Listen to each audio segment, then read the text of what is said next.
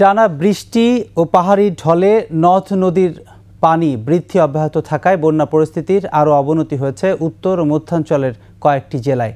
সিলেট, গাইবান্ধা ও লালমনিরহাটে বন্যা পরিস্থিতির কিছুটা উন্নতি হলেও চরম দুর্ভোগে লাখ লাখ বানভাসী। সংকট দেখা দিয়েছে খাবার পানি, স্যালাইন ও জীবন রক্ষাকারী ওষুধের। প্রতিনিধিদের সহায়তায় মহিমা পলের রিপোর্ট।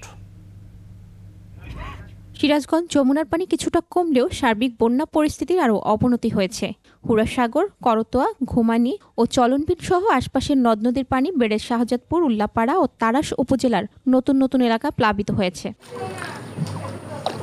সিরাজগঞ্জ সদরের সায়দাবাদ সহ আশপাশের ইউনিয়নের বসতবাড়িতে পানি থাকায় চরম দুর্ভোগে বানভাসীরা। সায়দাবাদ মহাসড়কের পাশে আশ্রয় নেওয়া শতাধিক পরিবার খোলা আকাশের নিচে মানবেতর জীবনযাপন করছে। পানির জন্য থাকবার পারি না, কি খাই। বন্যায় ঘর বারে পানি উঠে গেছে, সব অনেক পরিবার আশ্রয় নিয়েছে।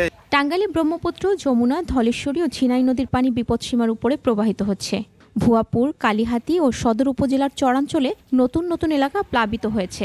প্রবল স্রোতে যমুনা ও ঝিনাই নদীর তীব্র ভাঙন বাড়াচ্ছে চরবাসীর হাহাকার। সিলেটে বিপদসীমার উপরে রয়েছে সুরমা ও কুশিয়ারা নদীর পানি।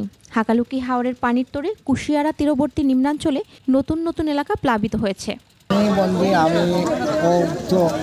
বৈশাখের থাকি তো পানি আইছে, আজ মানে তো আমার কোট বড় বান্দা বাসান পানি স্কুল বাড়াইতে পারে না, রাস্তাঘাটে বাড়াইলে কিছু পাইলা মানে পানি রাস্তাঘাটে তো বাড়াইতে ঘুমায় এক করো কিছু আমরা খাইছি না।